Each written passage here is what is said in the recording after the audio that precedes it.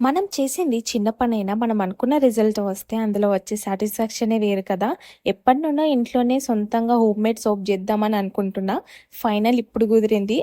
అందుకు మీరు పెట్టే కామెంట్సే రీజన్. నా వీడియోకి చాలా బాగా సపోర్ట్ చేసి నెక్స్ట్ ఏది చేయమంటారు అని కామెంట్ పెట్టి నన్ను ఎంకరేజ్ చేస్తున్నారు కాబట్టి, ఈ సోప్ బేస్ నేను మీషోలో ఆర్డర్ చేసిన.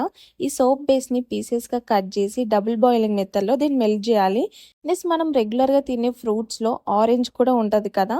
ఇవాళ ఆ ఆరెంజ్ తొక్కనే వీడియోలో హీరో. 2 ఆరెంజ్ తొక్కలు తీసుకొని మంచిగా వాష్ చేసి అందులో 2 spoons of rose water AC grind చేయాలి. నెక్స్ట్ అందులో నుంచి జ్యూస్ సెపరేట్ చేసుకోవాలి మనం. ఆ సెపరేట్ చేసిన జ్యూస్‌ని సోప్ బేస్‌లో వేయండి. అందులో కొంచెం బియ్యం పిండి కూడా వేయండి. ఈ సోప్ వాడటం వల్ల pimples, dark spots and tan కూడా రిమూవ్ చేసి మన స్కిన్‌ని చాలా క్లియర్ అండ్ సాఫ్ట్‌గా ఉంటది. అండ్ బియ్యం పిండి కూడా మంచిగా రిపేర్ చేస్తది మన స్కిన్‌ని. ఇలాంటి వీడియోస్ కోసం మన ఛానల్‌ని సబ్స్క్రైబ్ చేసుకోండి. Follow for more videos. By.